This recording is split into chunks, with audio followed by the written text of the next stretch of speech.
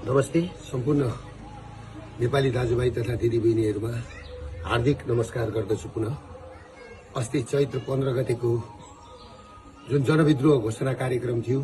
हामी जनविद्रोह घोषणा कार्यक्रम शान्ति तरिकाले गर्न जाँदै गर्दाखेरि त्यहाँ मलाई मार्ने ठूलो योजना रहेछ र राज्यले गरेको आतंक, बर्बर आतंक, जो लघुवित्त पीडित थिए, सहकारी पीडित थिए, बैंक पीडित थिए र विदेश जाने परिवारका पीडितहरू थिए, सबैको हालत कस्तो थियो नेपालमा राज संस्था गएर हिन्दू राज्य गएपछि नेपालीहरूको हालत के भयो, त्यही आवाजलाई हामीले उठाएर बुलन्द गर्दै हामीले अघि बढाइसकेपछि अब हामीले लडाई जित्छौं, नेपाली नागरिकले लडाई जित्छ, जनविद्रोह सफल हुन्छ भनेर चैत 15 गते बिहानैदेखि विभिन्न वेशभूषामा युवा संघका केही व्यक्तिहरू र पुलिस प्रशासनका केही व्यक्तिहरू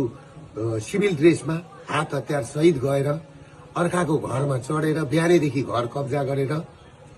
जुन घटना पुलिस प्रशासनले घटायो र हामी कार्यक्रम स्थल 1:30 बजी पुग्दै गर्दाखेरि कार्यक्रम स्थल पुग्नुभन्दा 15 मिनट अगाडि नै हामी जहाँ स्टेज बनायौं, हामीले त्यत्रो खर्च गरेर शान्तिपूर्ण प्रदर्शन गर्ने भनेर हाम्रा पाहुनाहरू हामीलाई स्टेजै पुग्न नदिकिन बाटैबाट गोली हानेर चाहिँ नि लखेट्न थालेपछि, टियर ग्यास हान्न थालेपछि त्यस पछाडि हामी अघि बढ्नु पर्यो। म किन अघि बढेको भने सम्पूर्ण प्रहरी जवानलाई लागेको होला। म प्रहरीलाई जति माया गर्ने मान्छे म कोही छैन र दिन दुखीलाई माया गर्ने मान्छे म जतिको कोही छैन। प्रहरीलाई लाग्यो होला दुर्गा प्रसादले पेलो भनेर, तर मैले त्यहाँ पुग्दाखेरि के सुरागी पाएँ भन्दाखेरि त्यहाँ माथि छतमा साफ सुटरहरू बसेर मलाई टार्गेट बनाएको भन्ने मैले बुझिसकेको थिएँ। र अर्को कुरो के थियो भन्दाखेरि मेरो कानको छेउबाट गोली गयो। तिनकुनेमा पुग्दाखेरि, मेन ठाउँमा पुग्दाखेरि, स्टेजको छेउमा पुग्दा र म त्यस पछाडि मैले कुरो बुझिसकेपछि मेरो कानको छेउबाट गोली पनि गयो। फेरि अर्को कुरा के भन्दाखेरि तपाईहरुको मेरै गाडीमा आएर टियर ग्यास खसिसकेपछि त्यस पछाडि म उत्रेर मेरो ड्राइभरलाई निकालेर म आफै गाडी चलाएर यिनीहरूले मलाई मार्दै रहेछन् र यिनीहरूले मलाई कि त थुन्नु पर्यो, गुन्जालो जो पेरुको गुन्जालो बनाउने, या त बनाएर मलाई कि त थुन्नु पर्यो कि त मार्ने षड्यन्त्र गरेको मैले बुझिसकेपछि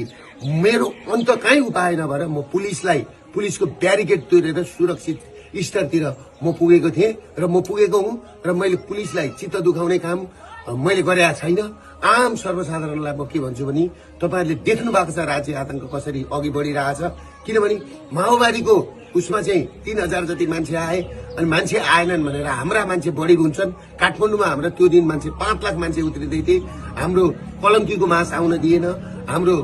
गौशालाको मास आउन दिएन, हाम्रो बस